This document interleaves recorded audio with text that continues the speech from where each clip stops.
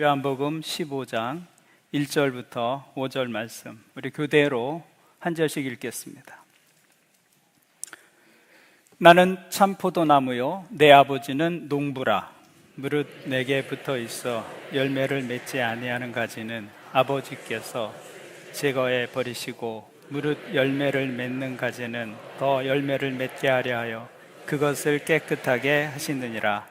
너희는 내가 일러준 말로 이미 깨끗하여 졌으니 내 안에 거하라. 나도 너희 안에 거하리라. 가지가 포도나무에 붙어 있지 아니하면 스스로 열매를 맺을 수 없음 같이 너희도 내 안에 있지 아니하면 그러하리라. 같이 읽습니다. 나는 포도나무요 너희는 가지라. 그가 내 안에 내가 그 안에 거하면 사람이 열매를 많이 맺나니 나를 떠나서는 너희가 아무것도 할 수 없음이라. 아멘. 하나님의 속성 가운데 하나가 자존하시는 분입니다. 자존하시는 분. 자존한다는 말은 스스로 존재한다는 것이죠. 그래서 하나님은 인간이 없어도 조금도 부족함이 없으신 분이십니다. 하나님께는 우리가 꼭 필요한 존재가 아니다라는 것입니다. 그런데도 하나님께서 우리를 구원해 주시고 하나님의 자녀로 선택해 주셨습니다. 모든 선택에는 목적이 있습니다. 이유 없이 우리가 물건을 사질 않잖아요. 목적이 있으니까 그것을 선택하게 되죠. 그렇다면 하나님께서 우리를 선택하신 목적은 무엇인가? 라는 것입니다. 그것이 우리 신앙생활의 방향이고 또 우리 신앙생활의 목표가 될 것입니다. 요한복음 15장 16절은 그것에 대해서 이렇게 말씀하고 있습니다. 너희가 나를 택한 것이 아니요 내가 너희를 택하여 세웠나니 이는 너희로 가서 열매를 맺게 하고 또 너희 열매가 항상 있게 하여. 우리가 하나님을 택한 것이 아니라 내가 너희를 택하여 세웠다. 이는 너희로 가서 무엇을? 열매를 맺게 하고. 그러니까 하나님께서 우리를 선택하신 목적은 열매에 있다는 것입니다. 열매. 하나님은 우리가 열매 맺는 삶을 살도록 우리를 선택하셨습니다. 농부가 나무에서 열매를 기대하듯이 하나님은 예배하는 우리에게서 열매를 기대하신다는 것이죠. 주님께서 친히 나는 참 포도나무요 너희는 가지다 라고 말씀하실 때 이 말씀의 초점은 열매에 있는 것이죠. 가지에 맺히는 열매. 그렇다면 믿는 사람들이 예수님을 따르는 삶을 통해서 우리 인생 가운데서 맺어야 할 열매는 무엇이겠습니까? 우리가 두 가지 열매를 생각해 볼 수 있습니다. 첫 번째는 존재의 열매입니다. 존재. 내 존재가 변하는 거예요. 인격의 열매라고도 말할 수 있습니다. 예수님을 믿고 나서 우리에게 주어지는 가장 중요한 과제는 이제부터 내가 어떤 사람이 될 것인가 라는 것입니다. 어떤 사람이 될 것인가.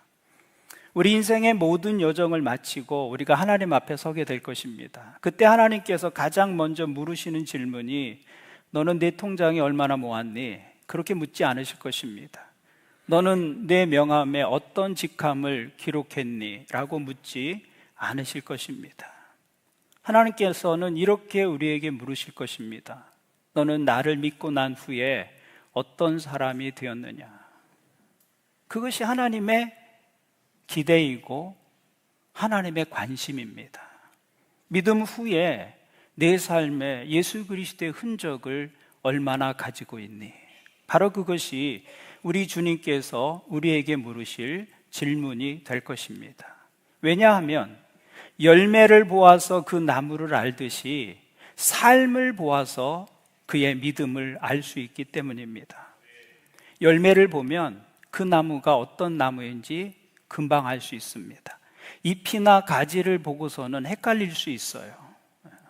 그런데 가지에 달린 열매를 보는 순간 무슨 나무인지 우리가 즉각 알게 됩니다.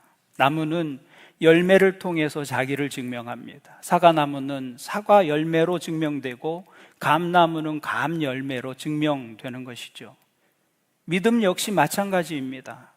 믿음은 눈으로 볼 수 없는 영역이죠. 그래서 나는 믿습니다라는 그 입술의 고백만으로는 참된 믿음인지 아닌지 판단하기 어렵습니다. 따라서 믿음도 그 사람의 삶의 열매를 통해서 확인할 수밖에 없습니다. 그 사람의 삶은 그의 믿음의 질을 평가하는 중요한 기준이 되는 것이죠. 그래서 주님은 우리 삶에서 열매를 찾으십니다.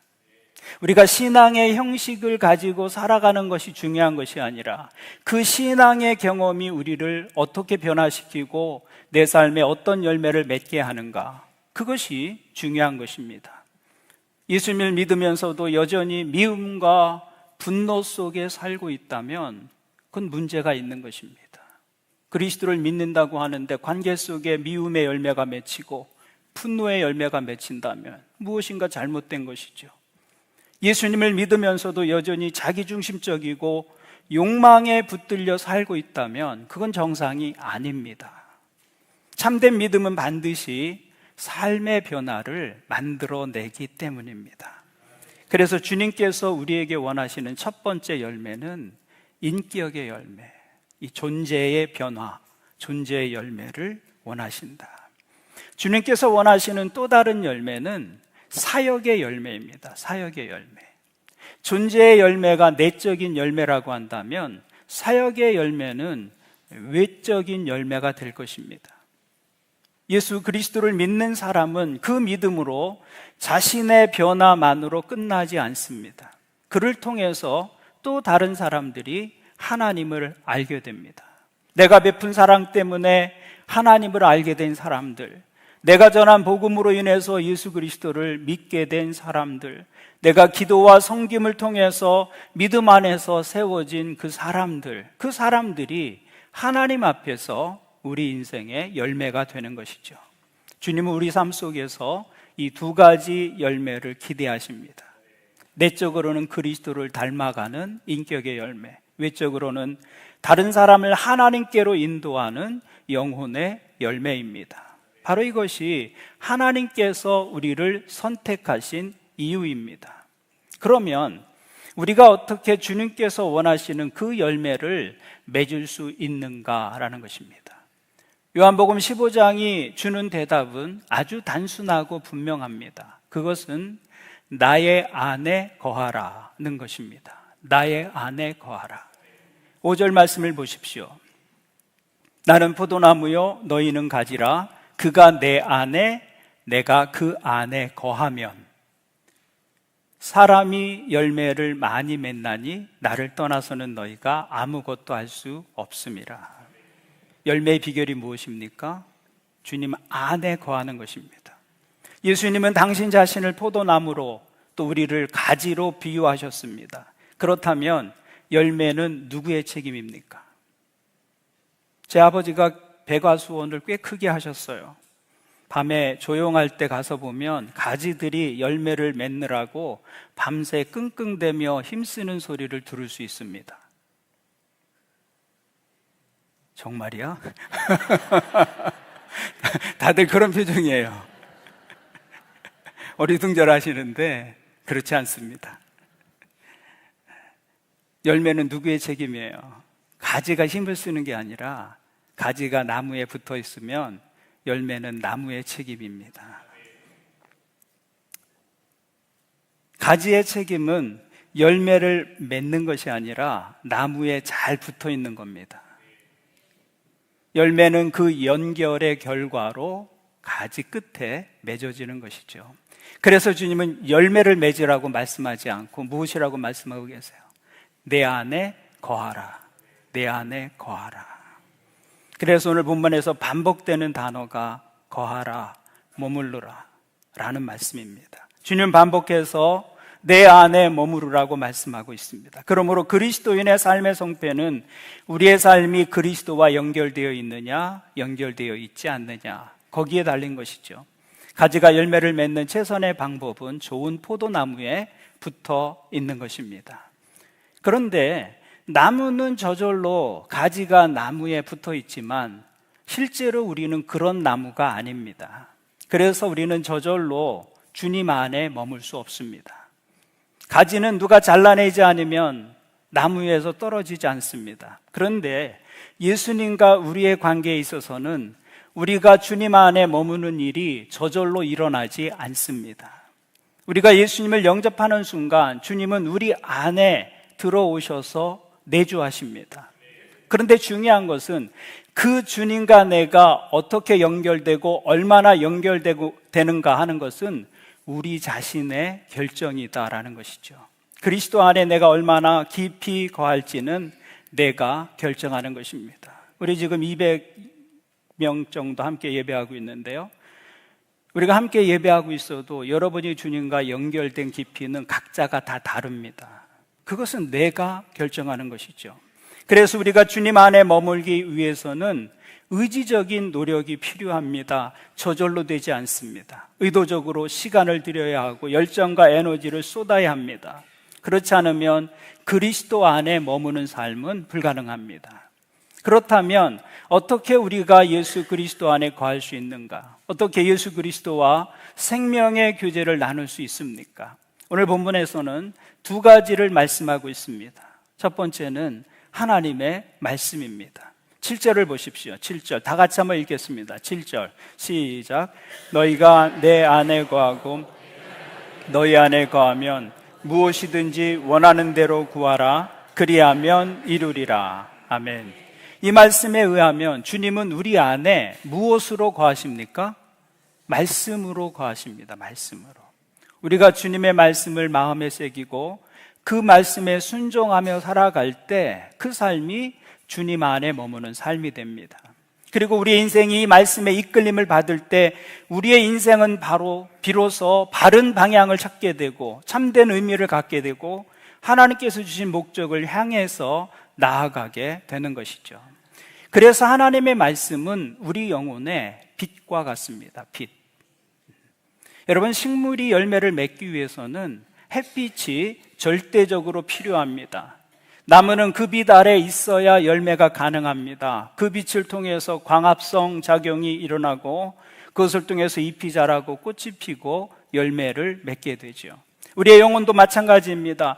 말씀의 빛 아래 있을 때 내 영혼에 광합성 작용이 일어납니다. 빛이신 말씀과 내 영혼이 만날 때, 이근하 권사님 진동이라고 말씀했는데 그 진동이 일어나는 것이죠. 그래서 내가 맺을 수 없는 인생의 열매들을 맺게 됩니다. 그 말씀의 빛이 비칠 때 인생의 새로운 깨달음을 얻게 됩니다. 죄가 깨달아지기 시작하고 동시에 하나님의 은혜와 사랑도 새롭게 깨닫게 되는 것입니다.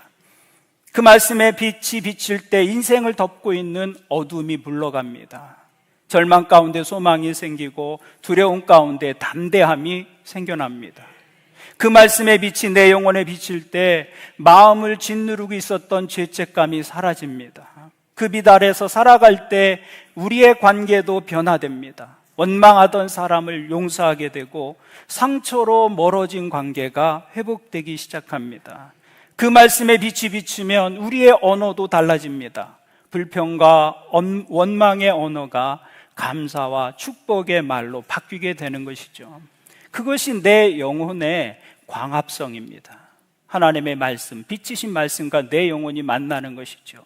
하나님의 말씀은 우리 영혼의 햇빛과 같습니다. 그 빛 안에서 살아갈 때 그리스도를 닮아가는 인격의 열매가 맺히고 다른 사람을 살리는 영혼의 열매가 맺히게 되는 것입니다.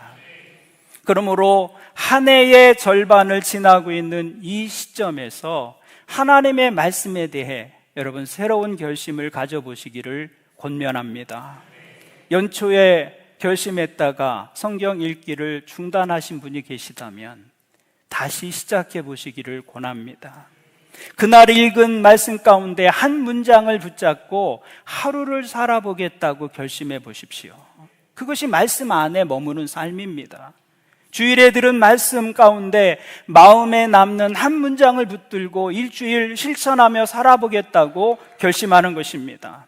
그렇게 말씀을 붙들고 살아가는 것이 곧 주님 안에 머무는 삶이 되는 것입니다. 그때 우리 삶에 주님께서 기대하시는 열매가 풍성하게 맺혀질 것입니다. 이 말씀의 축복이 예배하는 여러분의 삶에 있기를 주님의 이름으로 축원을 드립니다. 열매 맺는 삶의 두 번째 비결은 기도입니다. 7절의 말씀을 다시 한번 보겠습니다. 같이 읽죠. 7절입니다. 시작. 너희가 내 안에 거하고 내 말이 너희 안에 거하면 무엇이든지 원하는 대로 구하라. 그리하면 이루리라. 아멘. 주님은 열매 맺는 삶의 또 다른 비결로 기도를 말씀하고 있습니다. 기도는 마치 파이프와 같습니다. 하나님의 자원, 하늘의 자원을 우리의 삶으로 끌어들이는 통로와 같습니다. 그래서 기도할 때 하늘의 능력이 우리의 삶에 담기게 됩니다. 그래서 내가 맺을 수 없는 열매를 기도를 통해서 맺게 되는 것이죠. 그래서 주님은 그토록 바쁜 사역의 가운데서도 한적한 곳으로 물러나 기도하셨습니다. 그것이 주님의 능력의 비결이었습니다. 그래서 성경은 우리에게 쉬지 말고 기도하라고 말씀합니다. 이 말씀은 하루 종일 무릎을 꿇고 기도하라는 말씀이 아닙니다. 기도를 우리의 삶의 라이프 스타일로 삼으라. 기도가 우리의 생활 방식이 되어야 한다라는 것입니다. 기도가 내 삶의 방식이 될 때 우리는 내 자신을 넘어서는 경험을 하게 됩니다. 우리의 한계를 넘어서는 경험을 하게 되죠. 왜냐하면 기도는 하나님의 자원을 우리 삶 속으로 흘러 들어오게 하는 통로가 되기 때문입니다. 주님은 나는 포도나무요 너희는 가지라고 말씀하셨어요. 여기 너희는 가지라고 말씀하신 그 말씀은 인간은 의존적 존재다라는 것입니다. 가지는 나무를 의존해서만 살아갈 수 있습니다. 마찬가지입니다. 신앙이란 하나님을 의존하여 살아가는 것입니다. 우리는 자존적인 존재가 아닙니다. 인간은 태양만 없어져도 살 수 없는 의존적인 존재입니다. 그래서 인간은 하나님을 절대 의존해서만 살아갈 수 있는 것이죠. 그래서 인간이 가장 인간다워지는 순간은 하나님 앞에 무릎 꿇는 순간입니다. 기도는 인간이 하나님을 의존하는 가장 본질적인 수단이기 때문입니다. 기도할 때 우리는 하나님을 하나님으로 대우하고 있는 것이죠. 그래서 믿는 사람이든 믿지 않는 사람이든 절박한 순간엔 하나님을 찾게 되는 것입니다. 인간은 의존적인 존재이기 때문입니다. 기도는 이 땅을 사는 우리가 하늘 아버지의 손을 잡는 것입니다. 유한한 우리와 무한한 하나님이 연결되는 것입니다. 연약한 우리와 전능하신 하나님이 연결되는 것이죠. 그러므로 이 기도의 비밀을 아는 사람은 세상을 다르게 살 수 있습니다. 성경의 인물들을 보십시오. 그들 가운데 고난이 없었던 사람이 없고 실패가 없었던 사람이 없습니다. 그들도 우리와 똑같은 문제가 있었고 아픔이 있었고 상처가 있었고 실패가 있었습니다. 그런데 한 가지, 그들은 기도할 줄 아는 사람들이었습니다. 그리고 그들이 기도할 때 하나님은 그들의 어둠이 변하여 빛이 되게 하셨습니다. 우리가 기도할 때 하나님은 우리의 고난과 아픔을 선으로 바꾸어 주십니다. 그래서 야고보서는 우리에게 이렇게 권면하죠. 너희 중에 고난당하는 자가 있느냐? 그는 기도할 것이요. 기도는 고난을 축복으로 바꾸고 악을 선으로 바꿉니다. 어둠이 변하여 빛이 되게 하십니다. 오늘 여러분의 믿음이 기도가 삶의 방식이 되는 믿음 되기를 주님의 이름으로 권면을 드립니다. 오늘 본문이 말씀하고 있는 열매 맺는 삶의 두 가지 비결은 하나님의 말씀과 기도입니다. 한 해의 절반을 지나는 시점에 우리가 서 있는데 여러분의 말씀의 삶과 기도의 삶을 돌아볼 수 있기를 바랍니다. 그것은 열매 맺기에 충분한 것입니까? 그렇지 않다면 새롭게 결단하시고 계획해 보시기를 바랍니다. 말씀과 기도로 하나님 안에 더 깊이 거함으로 하나님께서 기뻐하시는 열매 맺는 복된 믿음 될 수 있기를 주님의 이름으로 축원을 드립니다. 오늘 본문은 말씀과 기도를 강조하고 있지만 실제로 열매를 맺기 위해서 하나 더 반드시 필요한 것이 있습니다. 그것은 바로 시간입니다. 시간. 열매는 공장에서 생산되는 것이 아닙니다. 열매는 나무에서 자랍니다. 그래서 열매는 시간이 필요하죠. 좋은 열매를 맺으려면 먼저 좋은 나무가 되어야 합니다. 그런데 좋은 나무는 하루아침에 만들어지지 않습니다. 나무를 심었다고 해서 이듬해 풍성한 열매를 기대할 수는 없습니다. 수년 동안 햇빛을 받고 비를 맞고 바람을 견디며 자라야 비로소 좋은 열매를 맺게 되지요. 그 시간을 단축하는 방법이 없습니다. 신앙도 마찬가지입니다. 믿음은 시간을 먹고 자랍니다. 성숙은 시간의 산물입니다. 그래서 믿음에는 인내가 필수적인 것이죠. 그런데 우리는 참고 기다리는 시간을 힘들어합니다. 우리가 사는 세상은 속도 전쟁입니다. 우리가 사는 세상은 속도를 미덕으로 여깁니다. 빠른 것이 선한 것이고 느린 것은 악한 것이죠. 그런데 이런 문화가 우리 신앙생활에도 영향을 주고 있을 때가 많습니다. 그래서 사람들은 내 믿음도 빨리 성장하기를 원합니다. 그럴 때 우리가 쉽게 빠지는 유혹이 있습니다. 어디 특별한 거 없나? 라는 유혹입니다. 어디 특별한 거 없나? 특별한 말씀, 특별한 모임, 특별한 경험을 찾습니다. 그러다 이단에 빠지기도 하고 사이비에 물들기도 합니다. 사람들은 신비한 일이나 기적적인 일을 경험하기 원하죠. 그러면 내 믿음이 한순간에 자랄 수 있을 것이라고 생각합니다. 그래서 신앙생활하면서 이런 생각들을 한 번씩은 하게 됩니다. 하나님이 이번에 기적을 한 번만 경험하게 하시면 내 믿음의 수준이 달라질 텐데, 그런 생각을 하게 됩니다. 상상할 수 없는 일을 하나님께서 나만을 위해서 행하신다면, 어떤 기적적인 치유를 경험하게 하신다든지, 불가능한 일들이 기도로 이루어진다든지, 이런 경험을 하게 되면 평생 흔들림이 없는 신앙생활을 할 것처럼 느껴집니다. 정말 그런 일을 경험하면 내 믿음이 일취월장할까요? 평생 흔들리지 않는 믿음을 가지고 살아갈 수 있을까요? 그렇지 않습니다.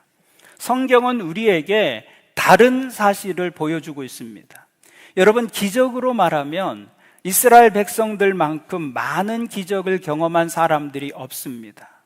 이 사람들은 홍해가 갈라지는 것을 보았습니다. 구름기둥과 불기둥의 인도를 받았습니다. 하늘에서 내리는 만나를 먹었고 반석에서 터져나온 물을 마셨습니다. 그들의 삶은 기적의 연속이었습니다. 그들은 기적 속에서 먹었고 기적 속에서 마셨고 기적 속에서 걸었습니다. 그런데 그들이 그 기적을 통해서 얼마나 성숙해졌습니까? 많은 기적들에도 불구하고 그들의 입에는 오히려 감사보다는 원망이 있었습니다. 만족보다는 불평이 있었습니다. 많은 기적이 그들을 조금도 바꾸지 못했습니다. 왜 그렇습니까? 기적은 믿음의 계기가 될 수는 있지만 믿음의 성숙을 대신할 수는 없기 때문입니다. 성숙은 기적의 경험이 만드는 것이 아니라 하나님과 함께한 시간의 결과입니다. 그래서 성숙에는 시간이 필요하고 노력이 필요한 것이죠. 그래서 주님은 우리에게 이렇게 말씀하셨습니다. 누가복음 6장을 보시면, 선한 사람은 마음에 쌓은 선에서 선을 내고 악한 자는 그 쌓은 악에서 악을 내나니 이는 마음에 가득한 것을 입으로 말함이니라. 주님은 선한 사람이 어떤 사람이라고 말씀하고 있습니까? 마음에 쌓은 선이 있는 사람. 그래서 그 쌓은 선에서 선을 내는 사람이 선한 사람이다. 주님은 쌓은 선이라고 말씀하고 있어요. 쌓아놓은 것이 있어야 한다, 그 말입니다. 그 쌓아놓은 곳에서 선이 나오고 믿음의 반응이 나오는 것이죠. 이것은 하루아침에 만들어지는 것이 아닙니다. 믿음은 쌓여지는 것입니다. 시간 속에서 차곡차곡 쌓여지는 것, 그것이 열매 맺는 믿음의 모습이다라는 것이죠. 그래서 우리의 신앙이나 하나님에 대한 열정, 삶의 성숙은 시간을 들이는 정도에 따라서 그 질이 달라지는 것입니다. 그래서 믿음의 시간을 늘리고 믿음의 시간을 쌓는 것 외에는 믿음의 성숙을 이룰 다른 방법이 없는 것입니다. 그래서 여러분이 열매 맺는 삶을 살기를 원한다면 믿음의 시간을 늘려야 합니다. 믿음의 물리적인 시간을 늘려야 한다는 것이죠. 말씀을 읽고 묵상하는 시간을 늘려야 합니다. 기도의 자리에 머무는 시간을 늘려야 합니다. 정기적으로 여러분의 믿음을 위해서 투자하는 그 시간들을 늘려가야 하는 것. 그렇게 믿음을 위한 시간이 쌓아져 가면 어느 날 내 삶의 질이 바뀌었다는 것을 알게 됩니다. 사람들이 내 말이 바뀌었다고 말합니다. 사람들이 내 생각이 바뀌었다고 말하기 시작합니다. 사람들이 내가 달라졌다고 말합니다. 불평과 원망이 감사로 바뀌었음을 내가 깨닫게 되죠. 절망과 한숨이 하나님을 향한 기대와 소망으로 바뀌어졌음을 알게 될 것입니다. 그것이 바로 주님께서 원하시는 열매인 것이죠. 그런 일이 어떻게 일어납니까? 하나님 앞에 머무는 시간이 점점 쌓일 때 그런 일들이 우리 삶에 일어나게 되는 것입니다. 여러분 기억하십시오. 열매 맺는 삶의 세 가지 비결은 이것입니다. 하나님의 말씀을 여러분의 마음에 새기고 그 말씀대로 살아서 말씀 안에 머무는 것입니다. 또한 기도로 하나님과 연결된 삶을 사는 것이죠. 그리고 하나님과 함께하는 시간을 꾸준히 쌓아가는 것입니다. 나무가 시간을 먹고 자라듯 우리의 신앙도 시간을 먹고 자랍니다. 그렇게 살아갈 때 어느새 우리 삶에 인격의 열매가 맺히고 영혼의 열매가 맺히고 하나님께서 기뻐하시는 열매 풍성한 삶을 살게 될 것입니다. 이것이 주님의 약속입니다. 5절 말씀을 다시 한번 읽겠습니다. 5절 말씀 시작. 나는 포도나무요 너희는 가지라. 그가 내 안에 내가 그 안에 거하면 사람이 열매를 많이 맺나니 나를 떠나서는 너희가 아무것도 할 수 없음이라. 아멘. 말씀 안에 거하고 기도 안에 거하고 하나님과 동행하는 시간을 꾸준히 쌓아가시기를 권면합니다. 그리하여 하나님께서 기뻐하시는 열매, 풍성히 맺는 복된 믿음 되시기를 주님의 이름으로 축원을 드립니다. 아멘. 기도하시겠습니다. 하나님 아버지, 우리를 하나님의 자녀로 택하여 주시고 믿음 안에서 살게 하신 은혜 감사합니다. 오늘 말씀을 통해 우리를 부르신 하나님의 기대가 무엇인지 알게 해 주셨사오니 하나님께서 기뻐하시는 열매 맺는 삶 되게 도와주옵소서. 말씀의 빛 아래 거하는 믿음 되게 도와주옵소서. 다시 성경을 펼치게 하시고 하루에 단 한 구절이라도 가슴에 새기며 삶으로 순정해내는 말씀의 사람들이 되게 하여 주옵소서. 또한 기도가 우리의 삶의 방식이 되게 하여 주옵소서. 기도에 무릎을 꿇을 때 겸손한 자들에게 베푸시는 하나님의 은혜와 능력이 우리의 삶에 임하게 하여 주옵소서. 믿음의 시간을 묵묵히 쌓아가는 그 인내를 통해서 우리 안에 예수 그리스도의 성품 이루어가는 믿음의 자녀들 되게 하여 주옵소서. 또한 우리의 삶이 복음의 통로가 되게 하시고 우리의 사랑과 섬김을 통해 복음의 열매 맺는 삶 살아가게 하여 주옵소서. 우리의 참 포도나무가 되시는 예수 그리스도의 이름으로 기도합니다. 아멘.